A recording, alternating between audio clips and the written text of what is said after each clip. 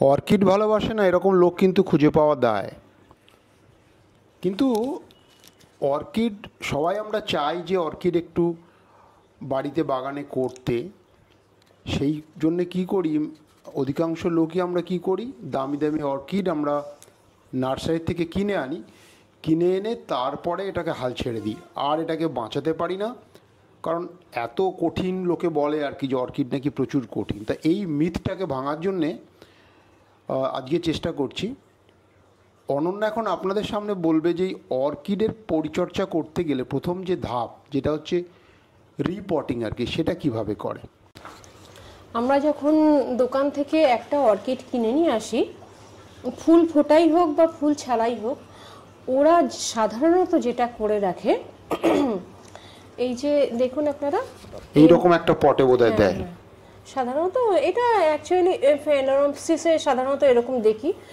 এটা যদ্দূর মনে হয় থাইল্যান্ড থেকে আসে, যখন এইরকম ভাবেই আসে। আচ্ছা, এই কালো কালোগুলো কি ওটার মধ্যে? হ্যাঁ, ওই কালো কালোগুলোর প্রসঙ্গে আমি বলছিলাম। দেখাবে কালো কালোগুলো একটু তুলে দেখাবে জিনিসটা কি? এইগুলো হচ্ছে মানে নারকেলের ছোবড়া।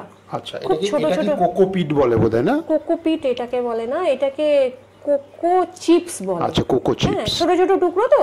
আচ্ছা, এইগুলোকে বলছে কোকো চিপস বলে। কিন্তু এগুলোর একটাই সমস্যা, যেটা কিছুদিন জল পড়ার পরেই এটা পচে যায়। আর ফাঙ্গাস লাগার একটা মানে প্রবণতা তো থাকেই অর্কিডের, মানে ওইটাই সবচেয়ে বেশি ভয়। তা সেই জন্য আমরা যেটা করব, আজকে দোকান থেকে আমি যখন কিনে এনেছিলাম তখন এইরকমভাবে ছিল, কয়েকদিন আমি রেস্টে রেখে দিয়েছিলাম, নাহলে ও শকে থাকে যেহেতু, সঙ্গে সঙ্গে যদি আমি রিপোর্টিং করতাম গাছটার অনেক ক্ষতি হতো। তাই আমি কয়েকদিন ওয়েট করার পরে এইটাকে আজকে আমি রিপোর্টিং করলাম। প্রথমে কি করব, এই মানে এটা আমি ওদের দেওয়া যে পটটা সেটা থেকে খুলবো। দেখুন কেমনভাবে খুলি, একটু সাবধানে খুলতে হয়। এই যে দেখুন এগুলো লেগে গেছে।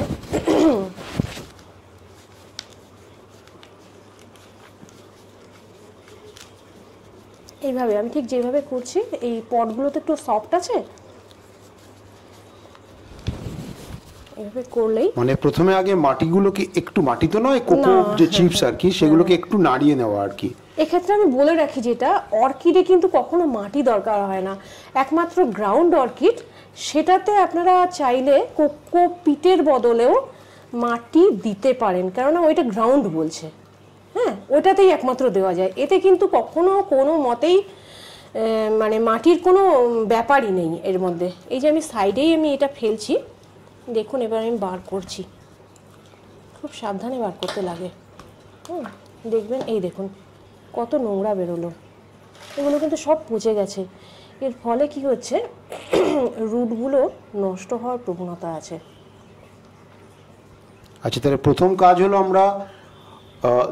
আমরা নার্সারি থেকে যে পটে করে কিনে এনেছিলাম, সেখানে যে কোকো পিট দেওয়া ছিল, সেখান থেকে আমরা আস্তে করে কোকো চিপস, আবার ভুল করছি, কোকো চিপস দেওয়া ছিল, ঠিক আছে, সেখান থেকে আস্তে করে গাছটাকে বার করে নিলাম। গাছটাকে বার করে নিয়ে, হালকা হাতে বার করে নিয়ে, ওই শিকড় থেকে যে সমস্ত কোকো চিপস যেগুলো লেগে আছে, সেগুলোকে আস্তে আস্তে হালকা করে দিচ্ছি আর কি, ঝুরঝুরে ব্যাপারগুলো করে দিচ্ছি। হ্যাঁ, পুরোটাই ফেলে দিতে পারলে ভালো, কিন্তু পুরোটা তো হয় না, অল্প বিস্তর লেগে থাকেই। মোটামুটি গাছটা পরিষ্কার হয়েছে শিকড়গুলো। হ্যাঁ, এইবার যতটা পারবো সম্ভব সেটা পরিষ্কার করে নিতে হবে। এই দেখুন নতুন প্রচুর রুট বেরিয়েছে। হ্যাঁ, এই রুটগুলো যেন কোনোভাবেই ড্যামেজ না হয়, যতটা পারবেন আর কি রুট ড্যামেজ না করে এটা করার। এইবার যে আমাদের এই পটটা আছে, এটা অর্কিড পট। এমনি অর্কিড পটের সঙ্গে বিশেষত্ব কি? এটা মানে অর্কিডের যে একটু হাওয়া দরকার হয়, ও যে রুটগুলো যাতে বেরোতে পারে এবং হাওয়া যাতে দরকার, সেই জন্য কাটা কাটার ব্যাপারটা আছে। একদম একদম, এইটাই একটু এর মানে একটু অন্যরকম হয়। আচ্ছা, এমনি সাধারণ পটের সঙ্গে এরই পার্থক্য। এবার এতে এই দেখুন আমি কি দিয়ে, এতে ফাঙ্গাস লাগার আসলে ভয়টা কম। এই জিনিসগুলো কি কি? এগুলো কালো মতন জিনিসটা কি? কালো মতন, এটা হলো মানে কাঠকয়লা, চারকোল আর ইটের টুকরো, এরকম মোটামুটি 1 ইঞ্চি সাইজ দিয়ে এই যে দেখুন দিয়ে দিচ্ছি আমি। হ্যাঁ, এইভাবে দিয়ে দিচ্ছি। দিয়ে দিলে যতটা পারছি আমি উঁচু করে দিচ্ছি। এইগুলো কিন্তু আমি প্রথমে ফাঙ্গিসাইডের জলে ভিজিয়ে রেখেছিলাম যাতে ফাঙ্গাস না লাগে। আচ্ছা, ওগুলোকে আগে ফাঙ্গিসাইডের জলে ভেজানো ছিল। আচ্ছা, কতটা কি সেটা বোধহয় ফাঙ্গিসাইড যেটা কিনবো তার গায়ে লেখা থাকবে, কতটা মিশ্রণের সঙ্গে কতটা কি জল দিতে হবে। আচ্ছা, এটা কত ইঞ্চি? এটা মনে হয় 8 ইঞ্চি না 10 ইঞ্চি? 8 ইঞ্চি টব নাকি হবে মনে হয় টব। হ্যাঁ, 8 ইঞ্চি টবের আমরা প্রায় অর্ধেকটা মতো ওই জিনিসগুলো দিয়ে করার পরে হ্যাঁ যতটা পারি একটু উঁচু করে বসালে ভালো হয়। আচ্ছা, এইবার ওইটা গাছটাকে একটু যাতে উঁচু করব, হ্যাঁ একদম উঁচুতে বসাতে যাবে না, আচ্ছা তাহলে মানে গাছটা হেলেও পড়বে না, অথচ সোজা করেও বসাতে হবে, অথচ শিকড়গুলো যেগুলো আছে শিকড়গুলো একটু মানে চাপাও যাবে না খুব একটা। আচ্ছা আচ্ছা আচ্ছা, মানে চাপ লাগা চলবে না, একটু আলগা ফাঁক দিয়ে আলগা আলগা রাখতে হবে। ও নিজেই ঠিক নিজের সুবিধা অনুযায়ী বেরিয়ে যাবে, শিকড়গুলো বার করে দেবে। আচ্ছা, গাছটা যেন সোজা থাকে। আচ্ছা ফেলোনোপসিস অর্কিড আমি আজকে রিপোর্টিং করছি। আচ্ছা, আমি ফুলটা একটুখানি দেখিয়ে দিই। এটাই হচ্ছে ফেলোনোপসিস, তাই তো? ঠিক আছে, এই হচ্ছে ফেলোনোপসিস। খুব সুন্দর দেখতে অর্কিড এবং খুব পপুলার একটা অর্কিড হচ্ছে ফেলোনোপসিস। এটার মানে সুবিধাটা হলো যে ফেলোনোপসিসের যত্নটা খুব কম লাগে, আর এটা বছরে 2বার থেকে 3বার হয়। এই যে স্টিকটা কিন্তু আমি কাটবো না, এই যখন ফুলগুলো হয়ে যাবে স্টিকটা আমি রেখে দেবো। আচ্ছা, এখান থেকেই আবার কি হয় অনেক সময় সাইড থেকে এই যে গাঁটগুলো আছে এখান থেকে অনেক সময় আবার নতুন করে ফুল হওয়ার জন্য স্টিক বের হয়। আচ্ছা, হ্যাঁ, এর একটা সেইটাই সুবিধা আছে, সেই জন্যই মানে স্টিক আপনারাও কখনো কাটবেন না, একদম যখন শুকনো হয়ে যাবে তখন আপনারা কাটবেন, তার আগে কিন্তু কখনোই সেটা করবেন না। আমি আগে বুঝতাম না, আগে ভুল করে কেটে ফেলতাম, পরে আমি অনেক ভিডিও দেখে সেইগুলো শিখেছি আর কি।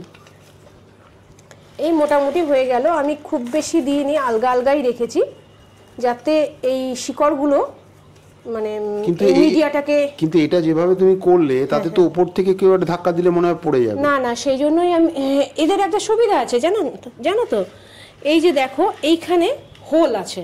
আচ্ছা, এইখানে একটা হোল আছে, হ্যাঁ হোল আছে, হোল আছে, ছোট্ট ছোট্ট, এইদিকেও হোল আছে, এইদিকে। এগুলো কি মানে ঝোলানোর জন্য? হ্যাঁ, ও হুকে ঝোলানোর জন্য। হ্যাঁ। আচ্ছা, আর এমনিতে আপনারা ফিক্স করে রাখতে পারেন কোনো একটা, কিন্তু মাটিতে রাখবেন না, হয়তো ছাদে রাখতে পারেন বা কোনো স্ট্যান্ডের উপরে রাখবেন। আচ্ছা, মাটিতে কিন্তু রাখবেন না, এমনি প্লেন যে আমাদের মাটি, এই দিকগুলো এই জিনিসগুলো এবার আমরা কিন্তু পুরো ফেলে দেবো।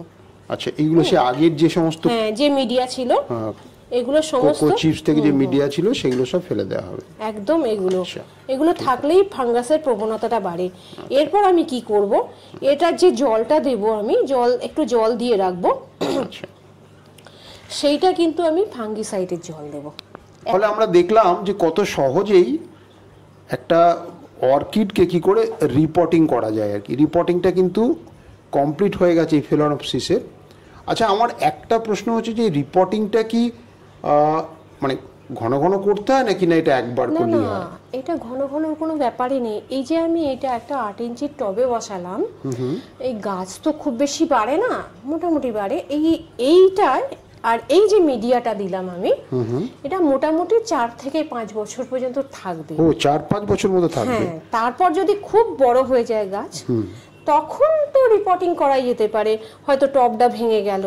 আচ্ছা, তার মানে এটা যেটা বুঝলাম যে আমরা গাছ কিনে আনলাম, গাছ কিনে আনার পরে সেখান থেকে ওই সঙ্গে সঙ্গে না এনে শক লেগে যেতে পারে গাছের, কয়েকটা দিন পরে আমরা গাছটাকে এরকম একটা ওর পার্মানেন্ট যে পট সেটাতে রিপোর্টিং করলাম, রিপোর্টিং করে এইবার ওর যে জায়গা সেখানে হয়তো কোনো গাছের তলায় ঝুলিয়ে রাখলাম বা কোনো ব্যালকনিতে ঝুলিয়ে রাখলাম, ছায়াতে রাখতে পারলে ভালো হয়। না না, ছায়াতেই রাখতে হয়, ছায়াতেই রাখতে হয় আর কি, সেটা কোনো গাছের তলাতেই হোক বা কোনো শেডের তলাতেই হোক। আচ্ছা, তাহলে এইটা মোটামুটি আমার একটা রিপোর্টিং কমপ্লিট হয়ে গেল। তাহলে আমরা সবাই দেখলাম যে একটা ফেলোনোপসিস অর্কিড যেটা কিনে আনা হয়েছিল, সেটা কিনে আনার পর থেকে কি করে তাকে আমরা রিপোর্টিংটা করলাম। আশা করি আপনাদের ভালো লেগেছে। যদি কোনো রকম সাজেশন থাকে আপনাদের দয়া করে জানাবেন। ধন্যবাদ।